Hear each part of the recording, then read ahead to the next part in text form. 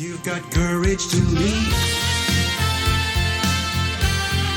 Courage to lead. Be brave and be bold. Whoa. Let it roar. Welcome to the Courage to Leap and Lead podcast, where each of our guests share the stories of courage that helped them become powerful leaders. Before we start today's show, please remember to visit 𝗏𝗠∗consulting.com, where you can find all the episodes and other excellent resources, all at 𝗏𝗠∗consulting.com. Now here's your host, leadership courage coach, 𝗂𝗵𝗶𝘀𝗀. Reading the book is like peeling back an onion. There's just so many layers. There's so many aspects. It's not one thing. It's baked into a lot of areas. We also have a chapter where we write about bankruptcy. And this is very interesting because a lot of times when you talk about wealth building, you talk about ways to make money. When you think about bankruptcy, you're not thinking about making money, but actually, bankruptcy creates wealth. You know that? Because I did hear that one time, and it's not clicking in my dyslexic brain. Let me say it. Why? Because it's very interesting. And wealth is what you own minus what you owe. Okay. If you successfully go through bankruptcy, you can get rid of what you owe. So what does that mean? Now you have higher wealth. You used to have, before bankruptcy, you had negative wealth, right? Because you owed more than you owned. Now you can go through bankruptcy and you can get to zero, and zero is higher than negative 200,000, right? Yes, but then if you go to get money for something else, you have this credit rating that handicaps you. Okay. But let's put that aside and just say that bankruptcy does eliminate what you owe it or structure it. So what we examine in this chapter is the success rates of getting debt discharged by white Americans or Black Americans. Because again, bankruptcy is a relief program. And if it's the case that one group of people is able to take more advantage of a relief program than another group, again, that affects overall data points, like 15 cents on the dollar. And it turns out when you just look at the data, Black people do not file for bankruptcy more than white people. They file in proportion to their percentage of the population. But of the people who file, white and Black, white people are more likely to have their debts discharged or reorganized, meaning they get more relief. So that has an effect on the aggregate. I agree with you. You can debate whether or not it's smart to go into bankruptcy, but if you choose to do it, Black people are less likely to get that relief than white people. So we really go in depth in that chapter. It's fascinating to understand, why. And we have some people in the book who are very inspirational, who readers will never have heard of, but we also have some famous people in the book. All these lives end up connecting in the book. One of the famous people we have in the book is Killer Mike, the rapper Killer Mike. His real name is Michael Render. He's a 3-time Grammy Award-winning rapper. And we tell the bankruptcy chapter through him. And it had never been recovered before that he'd been through bankruptcy. He did not get his debts dismissed. And we explore why. And it's really interesting. Yeah, I mean, we have, as people of color, a lot of stigma that's attached to things that white people don't in relationship to wealth. And a lot of it has to do with a lack of academic exposure as to what can happen, what can't happen, what's the truth and what's not the truth. One of the greatest books that I ever read in my life, and I wish I had read it when I was in my teens, was called The Millionaire Next Door. Oh, I've not read that. Tell me more about it. Fabulous. It's just fabulous.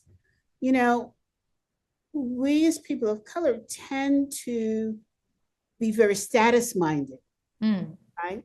So what happens is, and I know, I'll say for myself, when I got my first corporate job, I was so excited and I thought, I don't have a wardrobe to wear. So I went in debt buying clothes from designers to look good, to look corporate, instead of taking that money and spending it on more education that would help me. And so this book is about people who do those kinds of things, not looking at, for example, you want to buy a house. This cracked me up. Buy a house in a very expensive neighborhood, but buy the smallest house, right? So that the equity in your house is up, but you're going into less debt on a mortgage, right? So those kinds of things. They talked about buying cars. Don't buy a new car. You got to be crazy. Buy a used car, right? People with wealth tend to buy used cars because they know the value of the car is going to drop 50% the minute you walk out of the car dealership. Never occurred to me. To me, it was always, oh, you don't want to buy a used car. It's something that somebody else had, and that's going to show that you don't have the money to buy. Well, what the heck, right? Which is more important? Well, what you're speaking to, by the way, is, like I said, the focus on assets, not liabilities. So what you're speaking to, and this is something anyone of any race can mix up, feeling like if they have a lot of assets to show off, nice clothes, nice brand new jewelry, car, that is success and wealth, and that. But anyone of any race can forget also, well, you should factor in how much debt you had to put on the car, and for the clothes, even people will go into credit card debt. So it's just that forgetting of the debt piece, which is a common thing across our society. Yeah.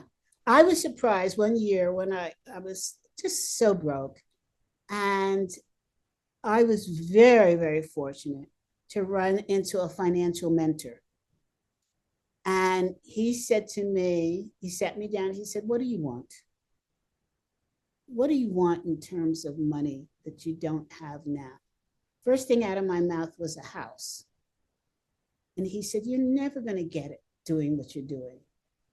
It was a call to Jesus kind of meeting, right?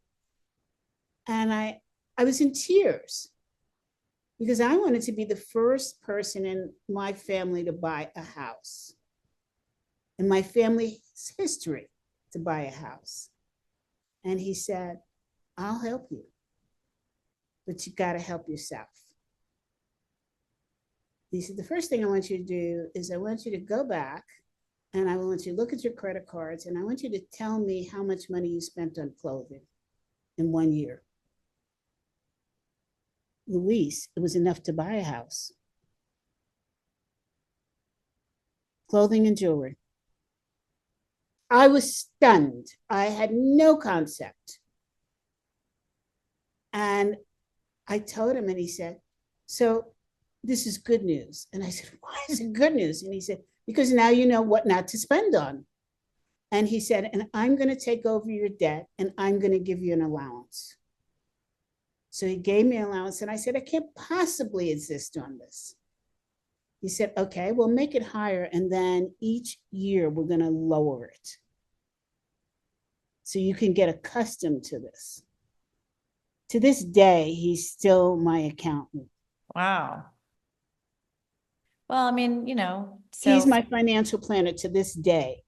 And when those lessons learned were hard and truism, and so many people don't have the opportunity to learn them.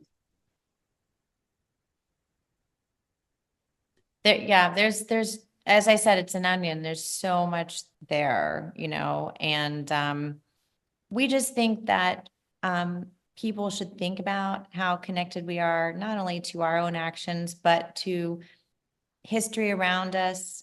One of the things, Heather McGhee, who wrote The Sum of Us, read our book and wrote an endorsement for it on the cover. And she said about our book that it shows that wealth is where history shows up in your wallet. So it's the history of what you've done. It's also the history of what's happened to you. It's the history of your ancestors. Our book cover, we chose to put this photo on the cover of a father holding his daughter on his shoulders. because, you know, we all stand on the shoulders of where we came from. And, you know, sometimes people forget that. And sometimes people forget, you know, even if they worked really hard, that, you know, they were on someone's shoulders.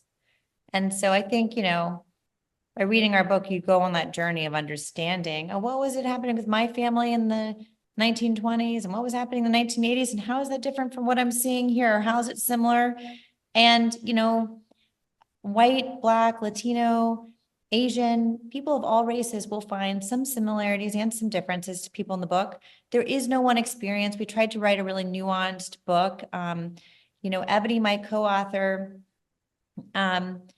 she didn't grow up super wealthy, but she is a fourth generation homeowner.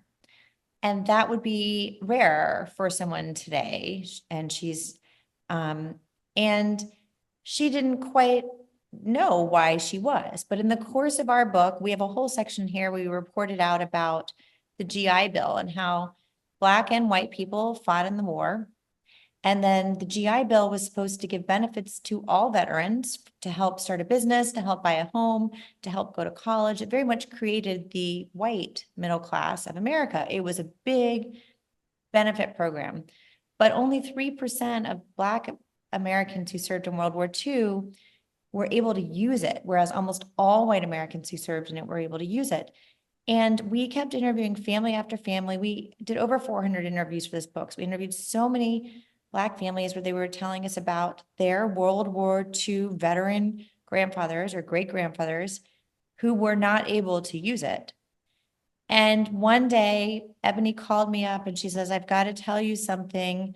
It's a little awkward. I'm like, what? And she says, I was just talking to my aunt and I found out my grandfather, who is Black, used the GI Bill. He was one of the 3%. At first, she felt a little awkward because, as she explained to me, she felt a little awkward that she had had something that people in our book, some of these families had not had. But then she said, you know, it all makes sense now. It makes sense. I'm a fourth generation homeowner. That one change in her family's trajectory was a big thing. And then her father and aunt went to college and her aunt's college was paid for in part with some equity from that house bought with the GI Bill. So Ebony is Black, I'm white, that's part of our partnership. But even for her as a Black American writing the book, she found surprises and things that were similar to the most common story and things that were different. And everyone will find similarities and differences to the most common things. You know, it's synchronistic that you mentioned that, because my father chose not to take advantage of that. And what were his reasons? He said to me, they lived in an apartment, and he said, your mother and I don't want to take care of a house. And I found out, well, but he could transfer that to me as his daughter. He was a lieutenant colonel. Right, okay. And I think in his mind, he felt, well, we don't want a house and they don't deserve, his children don't deserve to be able to benefit from this opportunity that he paid for as a soldier. I see. So there is a whole— That's interesting. Yeah. There's a whole nother side of that picture that's not pleasant when you think about it. It's this, well, I didn't have it or I didn't want it, and so you can't have it either picture. It's all complicated. Wealth is complicated. And a lot of times people don't talk openly, even with their families, about wealth. No, a lot of people don't know the financial picture of their own brother or sister, or even their parents sometimes. Yeah. And that's part of the problem. When no one can talk about it, it's hard to talk about if things are happening in an equitable way. Exactly. And I grew up as a middle-class Black person, and it angered me. I had such anger that my father made this decision, and I kept trying and trying and trying. And then finally, I just said to myself, screw it. I'm going to buy my first house myself. And that's when I went to my financial planner. That anger. Very interesting. Served me well. And here I am 3 houses later. Yeah. You know? Yeah. And you did it. And yeah, and was it a struggle? Oh, hell yes. It was an incredible struggle. Mm-hmm. But I felt like, you know what? I did it. Mm-hmm. So take time to say congratulations.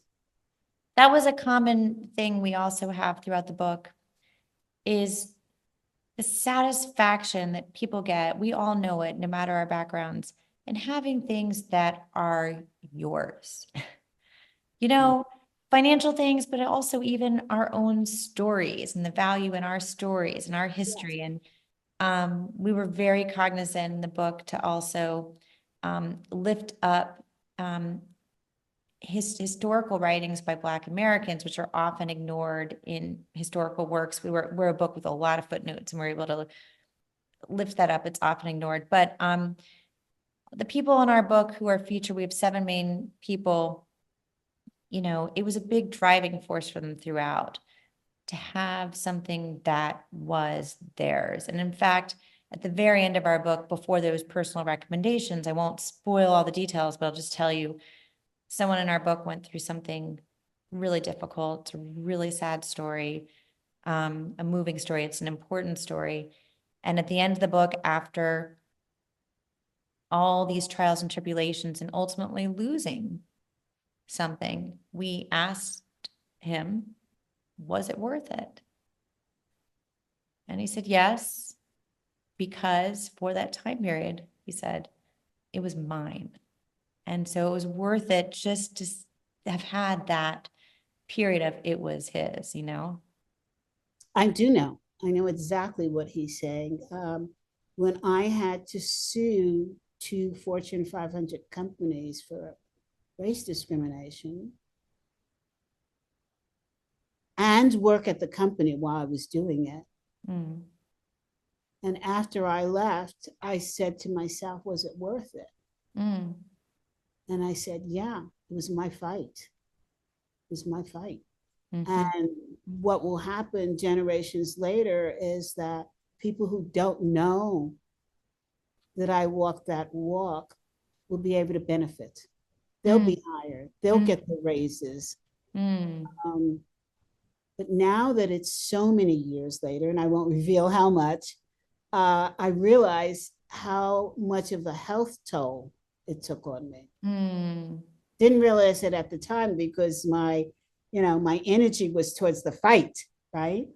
Right.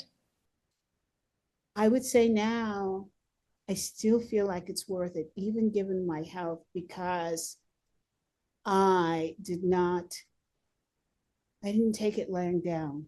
I stood up, I shouted it out and fought.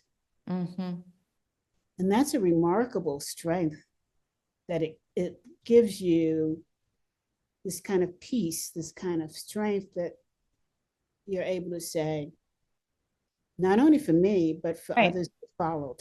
Right. Yeah. Right. Courage. Courage. Yes. Ergo the book, Courage to Leap and Lead. Louise, this has been an amazing interview. I'm so excited about your work. What will be your next step? Well, Ebony and I both have been catching our breath since the book came out, and it's been all over the press and in the New Yorker and all over TV. And we've been hearing from a lot of readers. A lot of book clubs are taking the book on, which I think is a great way for people to have meaningful conversations. And, we did organize ourselves these huge regional symposiums. Some of them had over 300 people. So it was a lot of work, but I think also a lot of impact in reaching these people around the country. But, that's kind of where we are. We're just hoping more people will read it, will talk about it, and that in particular, even someone who doesn't read it, who hears this podcast, will start spreading the statistic. 15 cents on the dollar is the amount of wealth that a typical Black family has compared to $1 in wealth from a typical white family.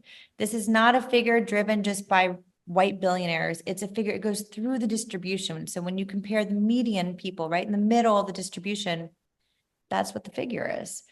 And more people need to know it, need to think about it, need to care about it. And so We are doing what we can. I'm so grateful to you to come on this, to spread this information. And so thank you. Well, I'd love to put you in my next LinkedIn newsletter, which will be November. Okay. Put your book in there. It goes out to over 3,000 people on LinkedIn. Thank you. And anything else I can do to support you all in this really important topic on racism that we don't have enough information on. Well, we'll keep in touch. Thank you. You know, it is it's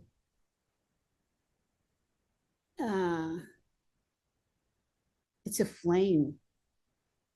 It's a flame that's burnt a lot of us.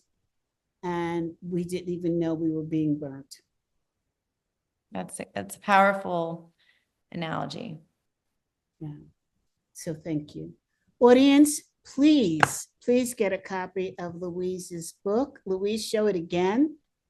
15 cents on the dollar. And I should say that to the audience, you'll see when you open it on the first page that we're donating profits. So this is a public impact project, and your support of this is something we're donating when we make profits. So thank you for just reading and spreading the word.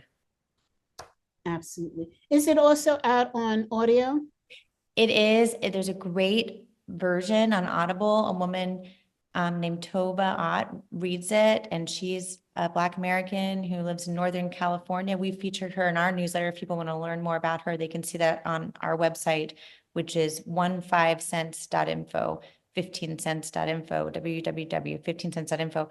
And it's a great listen. So it's about 15 hours long, but it's the kind of thing, if you walk a lot or you drive a lot, you can listen. So I frankly actually listen to most of my books. So I recommend that too if people are book listeners.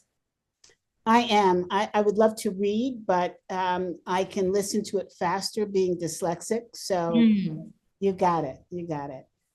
Thank you again. Please keep in touch. I want to know more about how I can help the cause. Thank you. Audience, I am so appreciative to your listening to this and having an opportunity to learn more about the flame that's burning us. Thank you. This is CB on Courage to Leap and Lead. See you next week.